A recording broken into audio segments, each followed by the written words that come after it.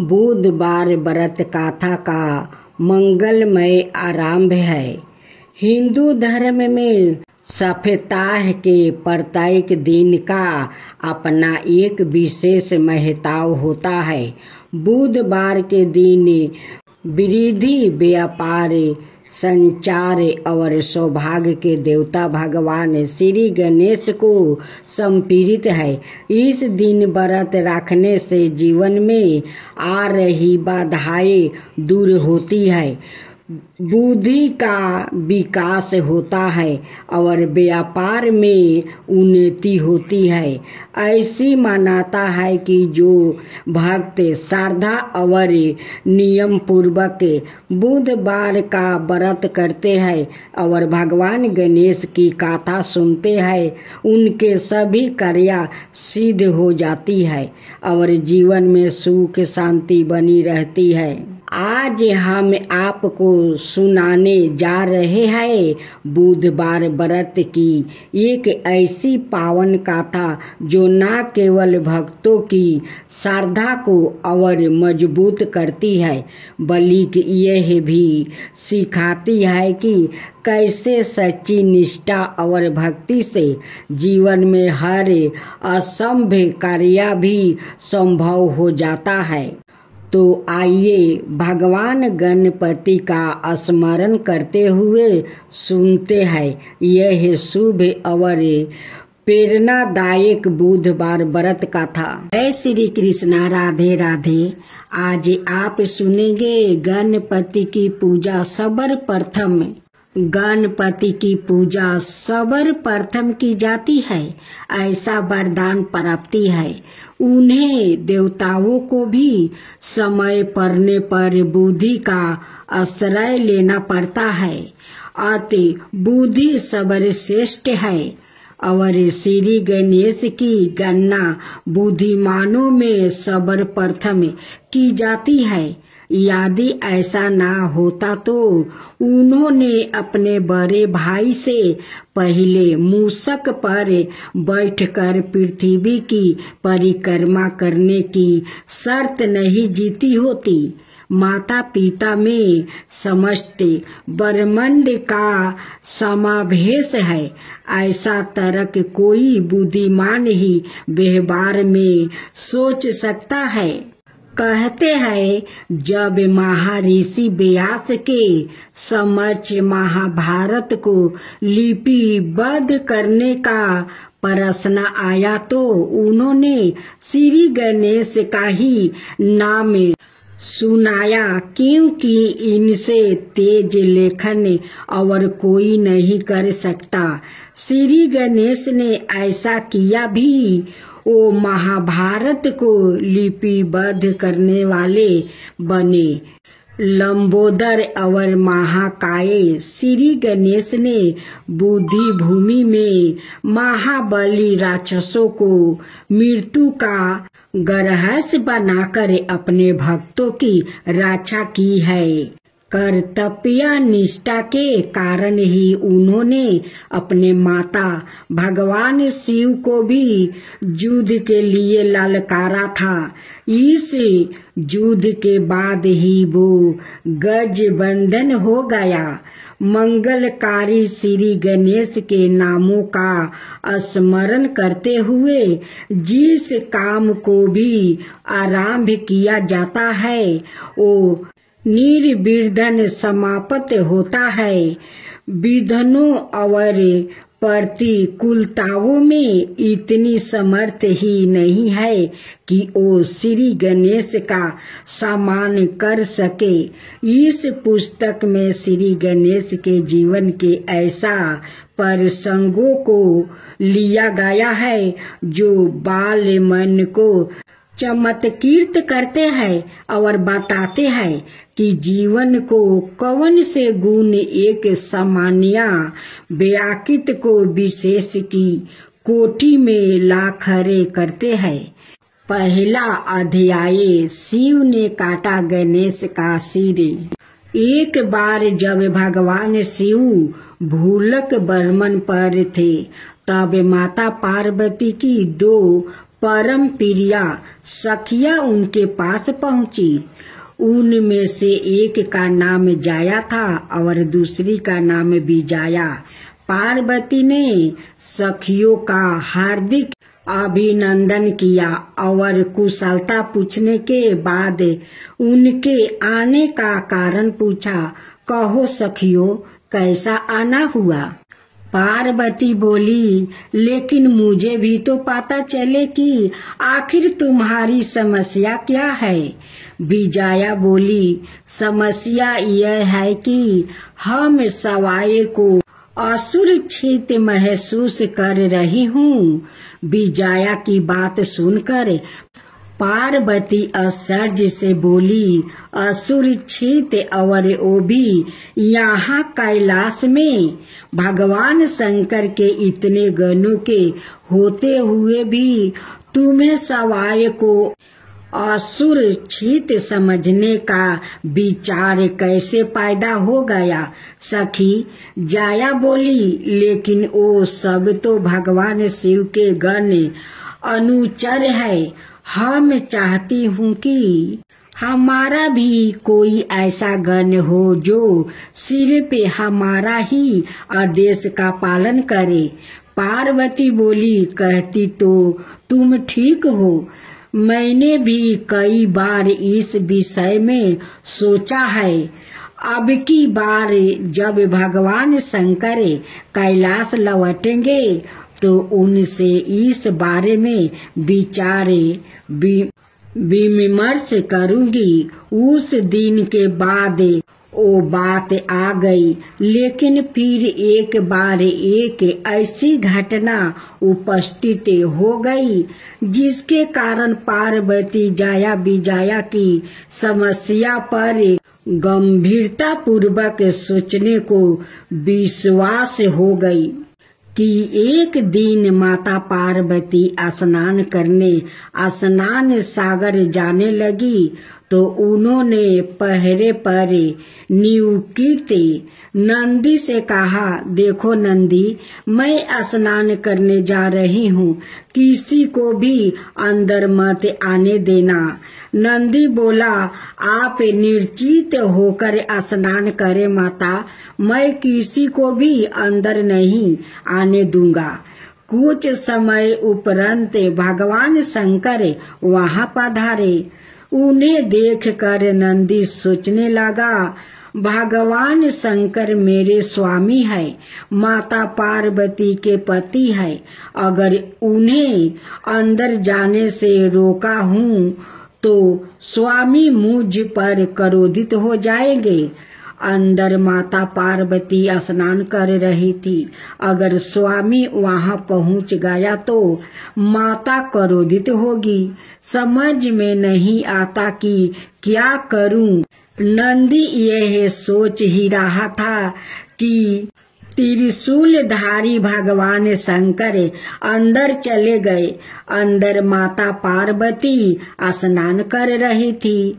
उन्होंने असमस में अपने पति को आते देखा तो नारी सुलभ लाज से सिकुड़ गई।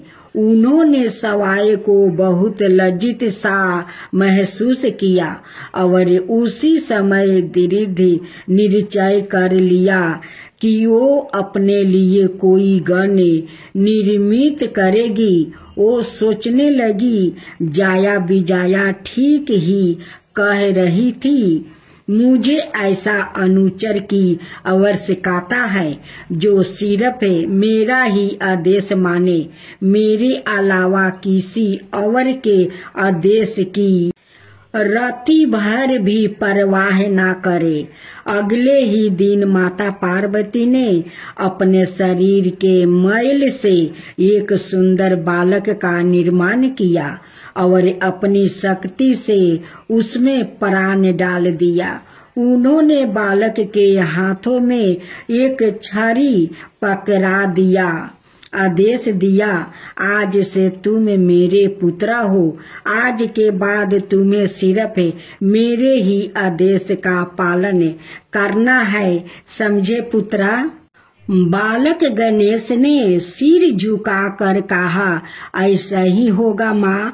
आज के बाद मैं सिर्फ आपके आदेश के प्रति ही उत्तरदायी होगा। पार्वती बोली, तुम द्वार पर खड़े हो जाओ, मैं स्नान करने जा रही हूँ। तब तक मैं स्नान ना कर लूँ, किसी को भी अंदर मत आने देना। आदेश पाकर बालक गणेश द्वार पर जा खड़ा हुआ। उसने अपने हाथों में माता पार्वती द्वारा दी गई छड़ी पकड़ी हुई थी। तभी शिव वहां आ पहुँचे और अंदर जाने लगे।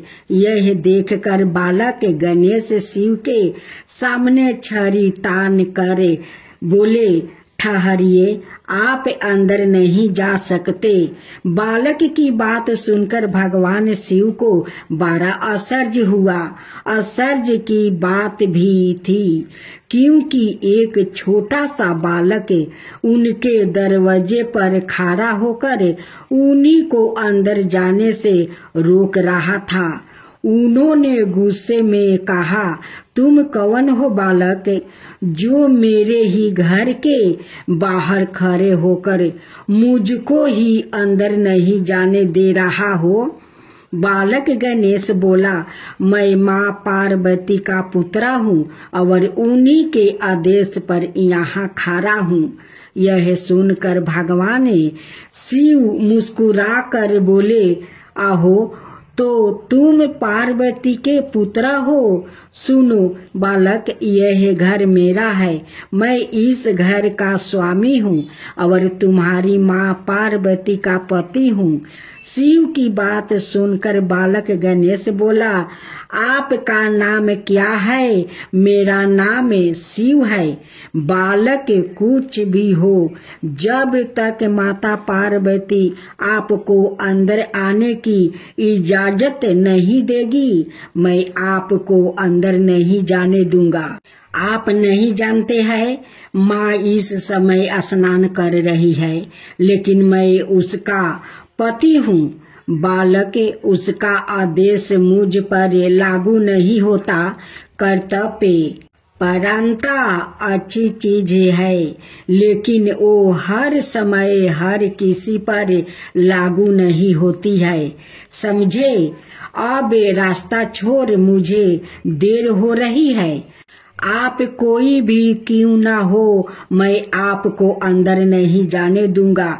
माता पार्वती का ऐसा ही आदेश है। बालक गणेश की बात सुनकर शिव को गुस्सा आ गया। उन्होंने अपने 2 गणों को, जिनके नाम नंदी और बिरघु थे, अपने पास बुलाकर आदेश दिया, इस दुष्ट बालक को द्वार से हटाकर मार्ग साफ कर दो। ना जाने कहां से यह आकर दरवाजे पर जम गया है, मार्ग को रोक रहा है। कहता है कि यह पार्वती का पुत्र है। अपने स्वामी का आदेश पाकर नंदी और बिरगु बालक गणेश के पास पहुँचे और बोले, रास्ता छोड़ो बालक, हमारे स्वामी पधारेंगे। यह सवाई शंभु भगवान आशुतोष है, इनके सामने धीरजता करना अपराध है। स्वामी नाराज हो गए तो अनाथ हो जाएगा, तुम संकट में पड़ जाओगे। तुम्हारे स्वामी नाराज होते हैं तो होते रहे, मुझे इसकी कोई परवाह नहीं है। मैं अपनी माता पार्वती का आदेश नहीं टाल सकता। नंदी और बिरगु दोनों गणेश को जबरन द्वार से हटाने को आगे बढ़े, किंतु वो गणेश को छू भी ना सके। गणेश ने माता पार्वती का दिया हुआ छड़ी से उनकी धुनाई शुरू कर दिया। धुनाई इनकी जबरदस्त थी कि दोनों वहां से भागकर शिव के पास पहुंचे और अपनी असफलता बताई। यह सुनकर शिव क्रोधित हो उठे। उन्होंने अपने अनय गणों को बुलाया और गणेश को द्वार से हटाने का हुक्म दिया। पकड़ लो उस बालक को और यहाँ से उसे ले जाओ।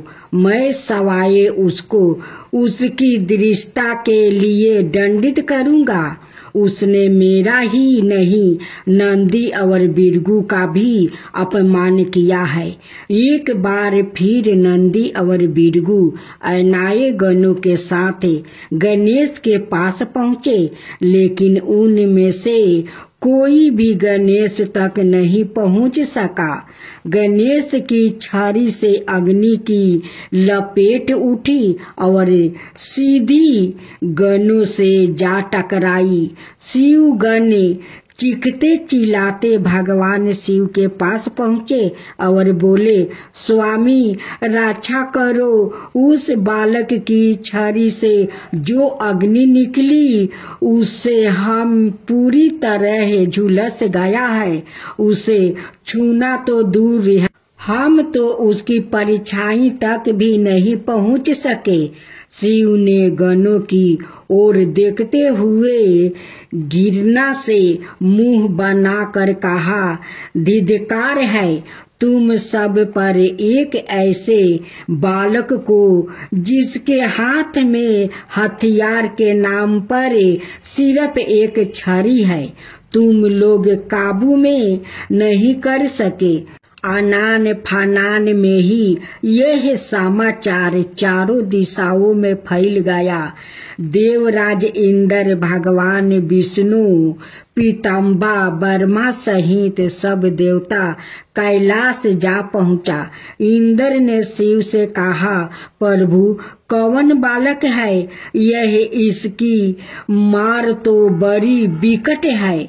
आपके सारे गणों कोशिश करने के बावजूद भी इसे छू तक नहीं पा रहा है।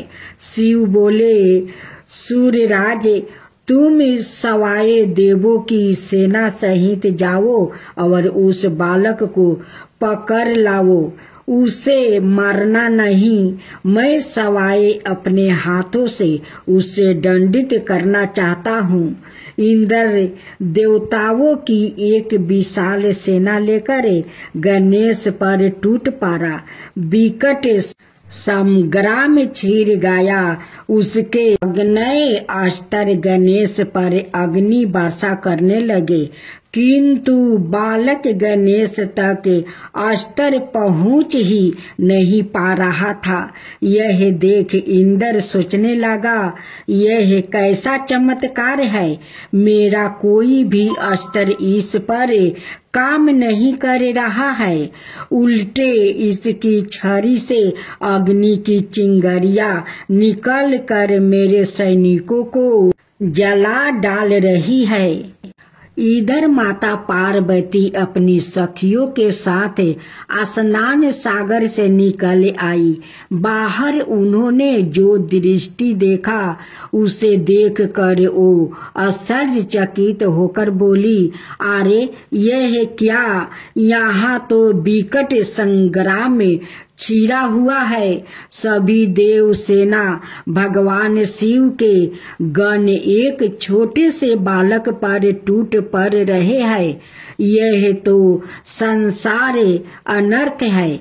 मैं यह अनर्थ कभी नहीं होने दूंगी।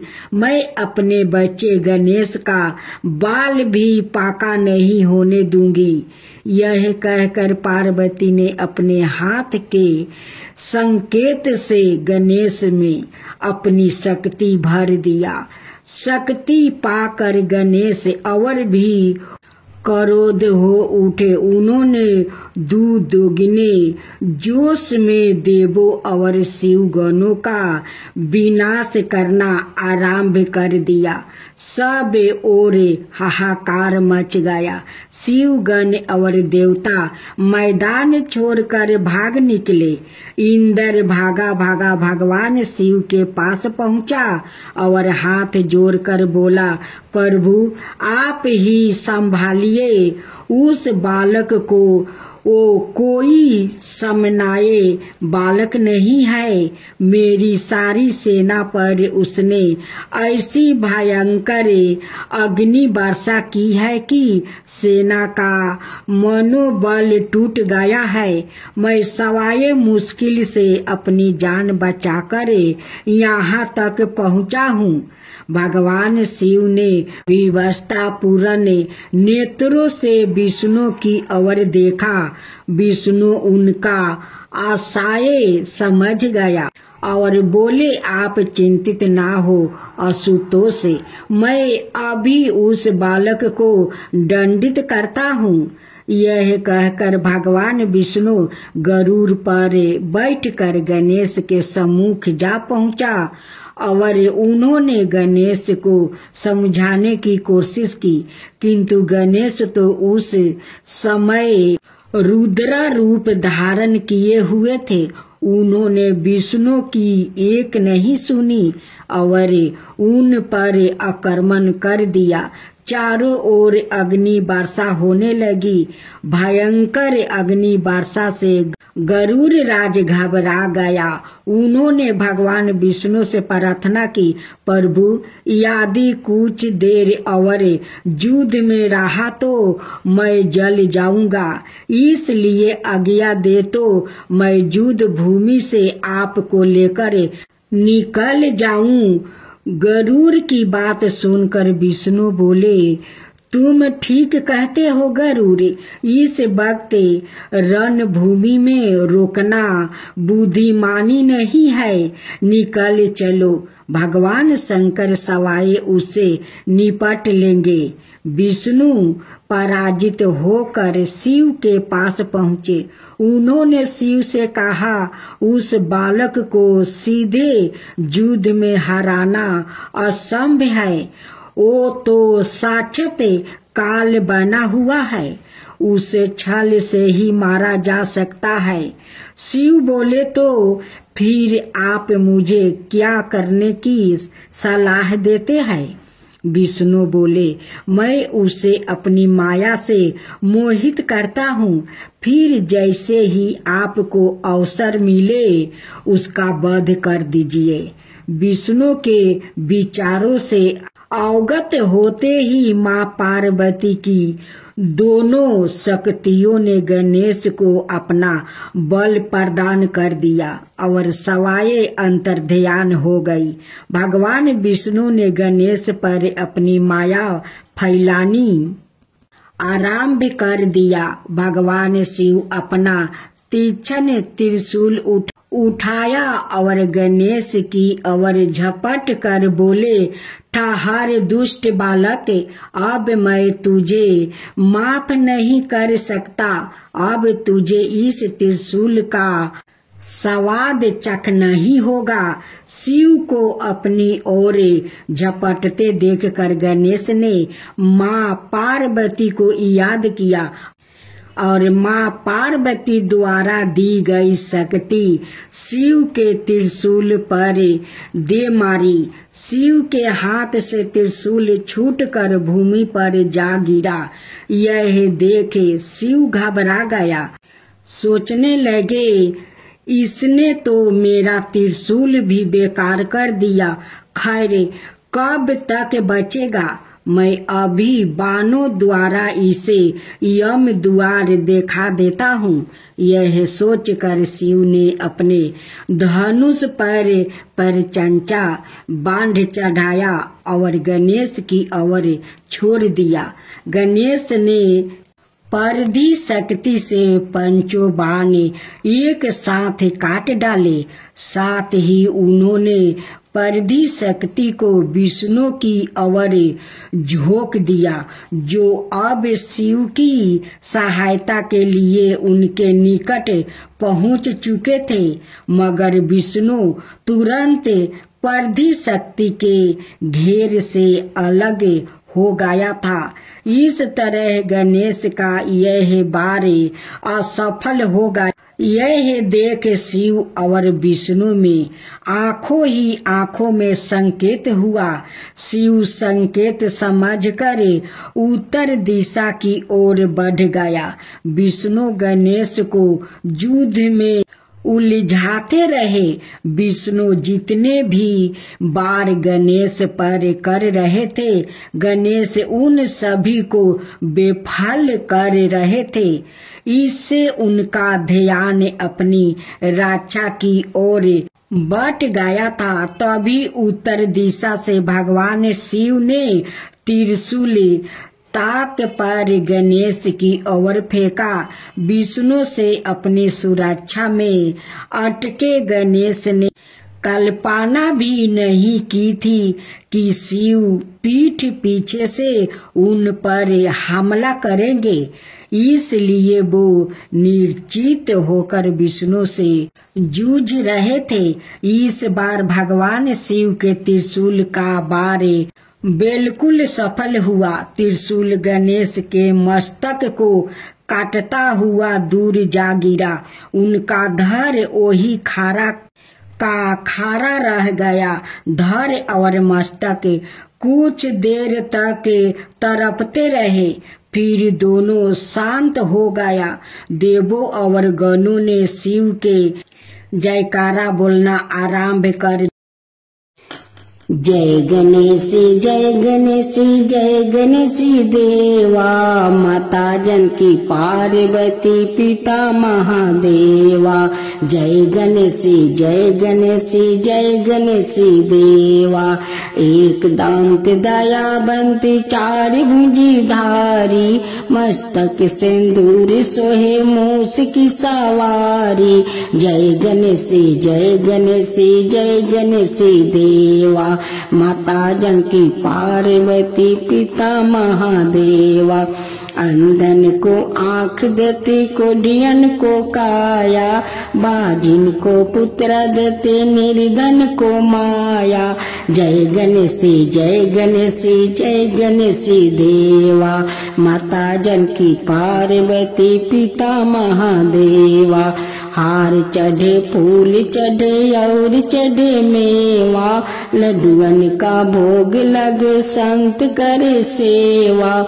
जय गणेश जय गणेश जय गणेश देवा, दीनन की लाज रखो शुभ सुतिवारी, कमना का पूरा करो जग बलिहारी। जय गणेश जय गणेश जय गणेश देवा, सूर्य सायं शरण आए सफल की जो सेवा। जय गणेश जय गणेश जय गणेश देवा, माता जानकी पार्वती पिता महादेवा। जय गणेश जय गणेश जय गणेश देवा, माता जानकी पार्वती पिता महादेवा। जय शिवा ओमकारा, प्रभु हरे शिवा ओमकारा। ब्रह्मा विष्णु सदा शिव अर्धंगिनी धारा। ओम जय शिवा ओमकारा, एकानन चतुरानन पंचानन राजे। शिव पंचानन राजे, हंसासन गरुड़ासन विषवाहन साजे। ओम जय शिवा ओमकारा, दो भुज चार चतुर भुज दस भुज अति सोहे। तीनों रूप निरखता त्रिभुवन जन मोहे। ओम जय शिवा ओमकारा, अक्षर माला बने माला मंगल